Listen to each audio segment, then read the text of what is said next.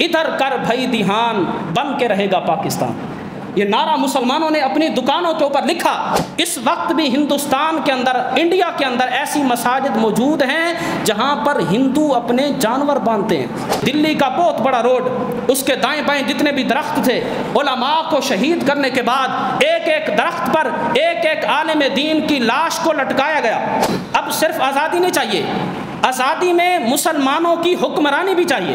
اگر ہم نے اپنے ساتھ ہندوؤں کو بھی ملا لیا تو مسلمان 200 سال تک انگریز کی غلامی میں رہے ہیں، اس کے بعد یہی مسلمان ہندوؤں کی غلامی میں آ جائیں گے۔ یہ دو قومی نظریہ اعلیٰ حضرت نے 1881 میں تقریباً پیش کیا۔ لوگ سمجھتے ہیں کہ پتہ نہیں رات کو ہم سوئے تھے، پلیٹ میں کسی نے پاکستان رکھ کر ہمیں دے دیا تھا۔ 1857 سے لے کر 1947 تک 90 سال بنتے ہیں۔ تو آج ہم کچھ اس حوالے سے تاریخی باتیں آپ کے سامنے پیش کریں گے کہ اللہ تبارک و تعالیٰ کا کتنا بڑا فضل اور انعام ہوا کہ اللہ نے مسلمانوں کو ایک الگ ریاست اسلامی سلطنت پاکستان کی صورت میں عطا فرمائی۔ اصل میں بر صغیر پر تقریباً 1000 سال تک مسلمانوں نے حکمرانی کی۔ بالآخر کیا ہوا کہ مسلمانوں کے اندر ہی کچھ غدار پیدا ہوئے، کچھ منافقین پیدا ہوئے۔ میر جعفر اور میر صادق کا نام آپ نے سنا ہوگا، آج کل پاکستان کی سیاست میں اس کو استعمال کیا جاتا ہے۔ یہ اصل میں میر جعفر اور میر صادق یہ دو وہ غدار تھے جنہوں نے اسلام کا لبادہ اوڑھ کر اوپر سے مسلمان حکمرانوں کے ساتھ تھے اور اندر سے انگریز سے ملے ہوئے تھے۔ 1000 سالہ مسلمانوں کی اسلامی حکومت کو تباہ کرنے میں ان دو شخصیات کا بڑا اہم کردار ہے۔ انہوں نے انگریز کے ساتھ مکمل وفاداری کو نبھایا۔ انگریز کے یہ غلام تھے، ان سے پیسے کے لالچ میں آ کر انہوں نے 1000 سالہ تاریخ کو مسخ کیا۔ بالآخر جو انگریز باہر سے برطانیہ سے بر صغیر میں مسالہ جات لے کر تاجر بن کر آتے تھے بیچنے کے لیے، انہوں نے اندر سے اسلام اور مسلمانوں کی جو ریاست اور مسلمانوں کی جو حکمرانی تھی ان کو کھوکھلا کرنا شروع کیا۔ بالآخر یہ 1757 کے قریب یہ کامیاب ہو گئے اور انگریز نے بر صغیر پر اپنی حکومت کو قائم کر لیا اور مسلمانوں کو قتل کر دیا۔ ٹیپو سلطان کو شہید کر دیا گیا، بادشاہوں کو، وزراء کو شہید کر دیا گیا۔ تو 1757 سے 1857 تک مسلمانوں نے اپنی آزادی کے لیے چھوٹی چھوٹی تحریکوں کا آغاز کیا، لیکن شروع میں چونکہ مسلمانوں کو ایک بہت بڑا دھچکا لگ چکا تھا تو وہ جو چھوٹی چھوٹی تحریکیں تھیں وہ کامیاب نہ ہو سکیں۔ 1857 میں علامہ فضل حق خیر آبادی رحمۃ اللہ تعالی علیہ، بہت بڑے بزرگ اور بہت بڑے عالم، ہزاروں شاگردوں کے استاد، آپ کے شاگردوں کی کتابیں اس وقت درس نظامی میں پڑھائی جاتی ہیں۔ اس پائے کا عالم علامہ فضل حق خیر آبادی رحمۃ اللہ تعالی علیہ نے اس وقت فتویٰ لکھا کہ انگریز کے خلاف جہاد فرض ہو چکا ہے، ہم مسلمان انگریز کی غلامی میں نہیں جی سکتے۔ اچھا، آج کل اگر کوئی مفتی فتویٰ لکھے تو جس طرح مفتی کی حیثیت دیکھی جاتی ہے اس زمانے میں بھی حیثیت دیکھی جاتی تھی، اور علامہ فضل حق خیر آبادی رحمۃ اللہ تعالی علیہ کا لکھا گیا فتویٰ اس کو کوئی رد نہیں کر سکتا تھا، سب علماء اس پر متفق ہوتے تھے۔ تو علامہ فضل حق خیر آبادی رحمۃ اللہ تعالی علیہ نے جب یہ فتویٰ لکھا، اس وقت سے تحریک آزادی کا آغاز ہوا۔ تحریک آزادی کا آغاز ہو رہا ہے 1857 میں اور پاکستان بن رہا ہے 1947 میں۔ تقریباً 90 سال، یعنی مسلمانوں نے 90 سال صبح شام جد و جہد کی۔ اس دوران مسلمانوں کا لاکھوں کی تعداد میں ان کا خون بہا۔ اتنی بڑی قربانی کے بعد اللہ نے پاکستان کی صورت میں مسلمانوں کو ایک ریاست عطا فرمائی۔ لوگ سمجھتے ہیں کہ پتہ نہیں ہم رات کو سوئے اور صبح کسی نے پلیٹ میں ہمیں پاکستان دے دیا تھا، ایسا نہیں ہے۔ مسلمانوں کی 90 سال کی جد و جہد ہے۔ جس کے پیچھے بڑے بڑے علماء، بڑے بڑے صوفیاء، مسلمان بچے، مرد، عورتیں، سب کی قربانیاں موجود ہیں. لاکھوں کی تعداد کا مسلمانوں کے خون پر اس پاکستان کی بنیاد کو رکھا گیا. تو علامہ فضل حق خیر آبادی رحمۃ اللہ تعالی نے فتویٰ دیا تو تحریک آزادی کا آغاز ہوا. تو علامہ فضل حق خیر آبادی کو انگریز نے گرفتار کروا لیا، جج کے سامنے پیش کیا گیا.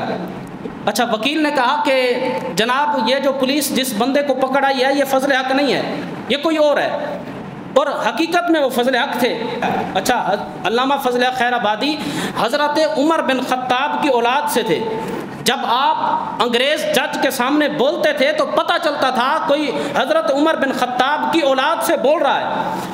تو حضرت علامہ فضل حق خیر آبادی رحمۃ اللہ تعالی نے فرمایا یہ وکیل غلط بیانی سے کام لے رہا ہے، فضل حق میں ہی ہوں، میں نے ہی فتویٰ دیا ہے. انگریز کے خلاف جہاد فرض ہو چکا ہے، مسلمانوں کے لیے انگریز کی غلامی میں رہنا جائز نہیں ہے. فتویٰ میں نے دیا ہے، جو سزا سنانی ہے مجھے سنا دی جائے، میں اپنے فتوے سے رجوع ہرگز نہیں کروں گا. آپ نے بردستہ کہا، فرمایا ہم اپنے فتوے سے رجوع نہیں کریں گے، جو ہم نے لکھا قرآن و سنت کے مطابق ہے، میں ہی فضل حق ہوں، چھپنے کی ضرورت نہیں. تو علامہ فضل حق خیر آبادی رحمۃ اللہ تعالی علیہ کو پھر بہت سخت سے سخت سزائیں دی گئیں. کالے پانی کی آپ کو سزا دی گئی، جیل میں آپ سے چکی پسوایا کرتے تھے. اور اسی طرح علامہ فضل حق خیر آبادی رحمۃ اللہ تعالی علیہ پر سانپ بچھو چھوڑے جاتے تھے. یعنی سخت سے سخت سزائیں دی گئیں کہ آپ اپنے فتوے سے رجوع فرما لیں. لیکن آپ نے فرمایا جو کچھ میں نے لکھ دیا ہے قرآن و سنت کا وہی فیصلہ ہے، اگر میری جان جاتی ہے تو چلی جائے، مسلمان کے لیے انگریز کی غلامی میں رہنا ہرگز جائز نہیں ہے، جہاد فرض ہو چکا ہے. تو علامہ کا جنازہ بھی پھر جیل سے ہی نکلا، آپ اپنے موقف سے پیچھے نہ ہٹے. اچھا، اس کے بعد مسئلہ یہ تھا کہ برِ صغیر کے اندر ایک تو انگریز تھے، ان کی حکومت تھی، دوسرے مسلمان تھے، تیسرے برِ صغیر میں ہندو رہتے تھے، ہندو.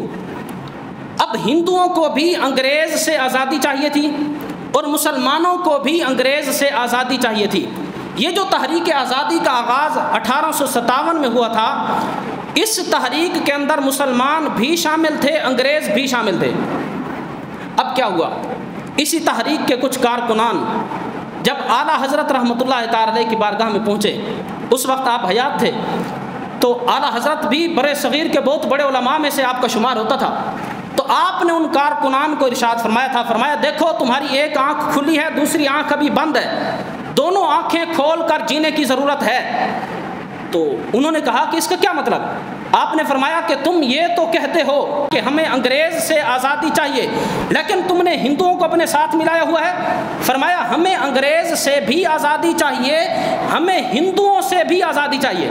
فرمایا ہندو کبھی بھی مسلمان کا خیر خواہ نہیں ہو سکتا، ابھی تو تمہارے ساتھ ملے ہوئے ہیں، بالآخر وہ وقت آئے گا جب انگریز حکومت چھوڑنے پر مجبور ہوگا. تو آپ نے فرمایا یہ انگریز مسلمانوں کے حوالے حکومت کر کے نہیں جائیں گے، بلکہ انگریز حکومت ہندوؤں کے حوالے کر کے جائیں گے. الکفر ملت واحدہ، فرمایا انگریز اور ہندوؤں کا گٹھ جوڑ ہے، آپس میں یہ ملے ہوئے ہیں. پھر اس کے بعد کیا ہوگا، انگریز حکومت ہندوؤں کے حوالے کریں گے، تقریباً 200 سال ہم انگریز کی غلامی میں رہ چکے ہیں، پھر یہی مسلمان کئی سالوں تک ہندوؤں کی غلامی سے آزاد ہونا ان کے لیے مشکل ہو جائے گا. فرمایا ہمیں انگریز سے بھی آزادی چاہیے، ہمیں ہندوؤں سے بھی آزادی چاہیے. یہ تھا دو قومی نظریہ. اعلیٰ حضرت رحمۃ اللہ تعالی نے برِ صغیر میں اس دو قومی نظریہ کو پیش کیا. جب پٹنہ میں بہت بڑی کانفرنس ہوئی تو اس کانفرنس کے اندر اعلیٰ حضرت کا پیش کردہ دو قومی نظریہ سٹیج پر بیان کیا گیا. تمام علماء نے اس کی تائید کی کہ امام احمد رضا نے جو کہا ہے حق کہا ہے، سچ کہا ہے، ہمیں یہ نظر آ رہا ہے. بالآخر اس کا نتیجہ یہی نکلے گا کہ اگر ہم نے اپنے ساتھ ہندوؤں کو بھی ملا لیا تو مسلمان 200 سال تک انگریز کی غلامی میں رہے ہیں، اس کے بعد یہی مسلمان ہندوؤں کی غلامی میں آ جائیں گے. تو پھر اس کے بعد جب یہ دو قومی نظریہ پیش کیا گیا، دو قومی نظریہ کیا ہے کہ کائنات کے اندر دو قومیں بستی ہیں، ایک مسلمان دوسرے کافر. کافر چاہے انگریزوں کی صورت میں ہو تو کافر ہیں، ہندوؤں کی صورت میں ہو تو کافر ہیں، یہودیوں کی صورت میں ہو تو کافر ہیں، عیسائیوں کی صورت میں ہو تو کافر ہیں. جس صورت میں مرضی آ جائیں، کافر کافر ہی ہیں، مسلمان مسلمان ہی ہیں. کائنات کے اندر سوائے دو قوموں کے اور کوئی نہیں ہے، یا تو کفر ہے یا تو اسلام ہے۔ اعلیٰ حضرت نے یہ دو قومی نظریہ پیش کیا۔ آپ نے ارشاد فرمایا کہ ہر قسم کے کفر سے ہمیں آزادی چاہیے، مسلمان اپنا ایک الگ وطن چاہتے ہیں جہاں پر مسلمان آزادی کے ساتھ اپنی عبادتوں کو پیش کر سکیں۔ یہ دو قومی نظریہ اعلیٰ حضرت نے 1881 میں تقریباً پیش کیا۔ سب علماء نے اس کی تائید کی۔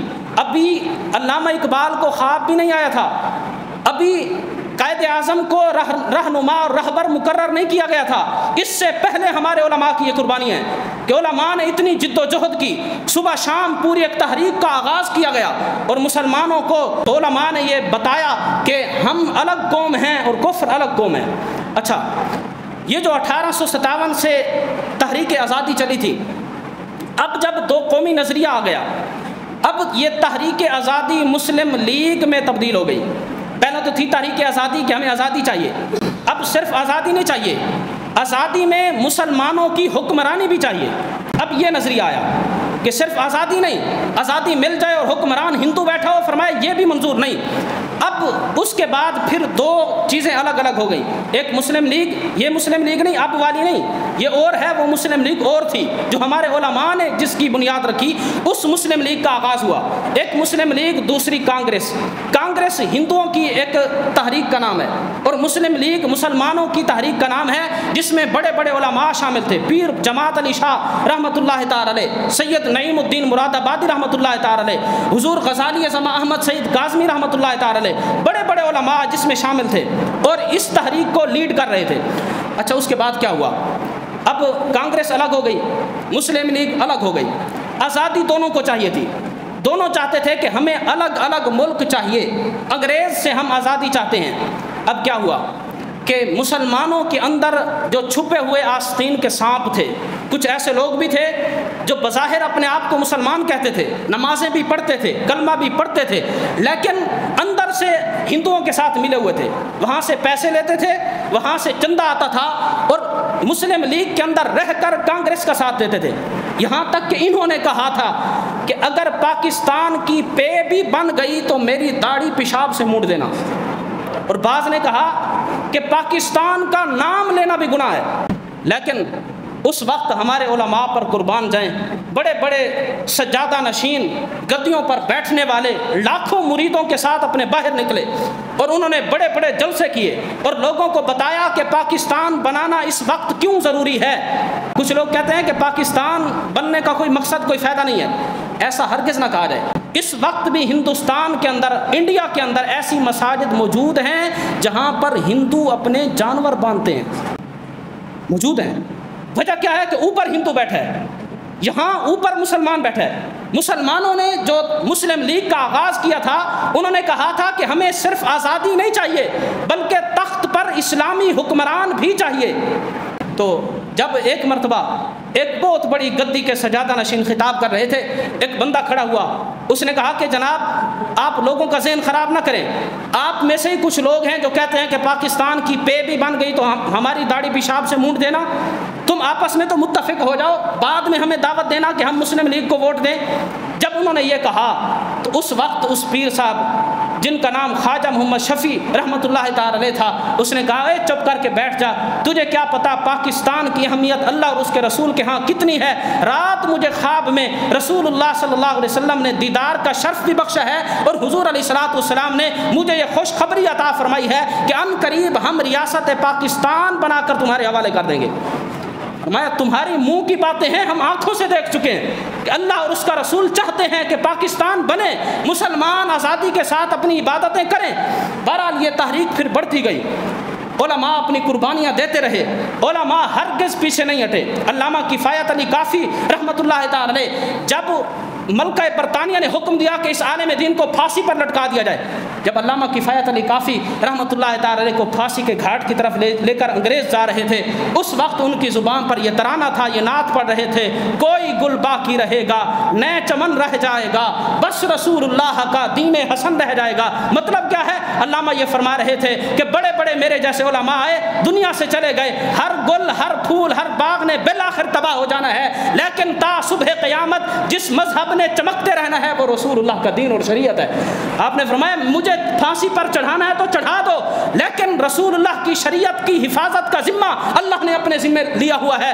میں چلا جاؤں گا، میرے جیسے ہزاروں چلے گئے، میری کوئی اہمیت نہیں ہے، اہمیت ہے تو رسول اللہ کی شریعت کی ہے۔ آپ نے فرمایا کوئی گل باقی رہے گا، نئے چمن رہ جائے گا، بس رسول اللہ کا دین حسن رہ جائے گا۔ اتنی قربانیاں بڑے بڑے علماء نے پیش کی، یہاں تک کہ انگریز نے مسلمانوں کو ڈرانے کے لیے اور مسلم لیگ سے لوگوں کو واپس ہٹانے کے لیے یہ کام بھی کیا کہ دلی کا بہت بڑا روڈ، اس کے دائیں بائیں جتنے بھی درخت تھے، علماء کو شہید کرنے کے بعد ایک ایک درخت پر ایک ایک عالم دین کی لاش کو لٹکایا گیا، اور جو مسلم لیگ کا ساتھ دے رہے تھے، تحریک آزادی کے جو کارکنان تھے، ان کو اس روڈ سے گزارا جاتا تھا اور کہا جاتا تھا دیکھو جس نے انگریز کی مخالفت کی ہے اس کا انجام کیا ہوا، اگر تم اپنے منہ سے انگریز کے خلاف کوئی بات نکالو گے تو تمہارا انجام بھی یہ ہوگا۔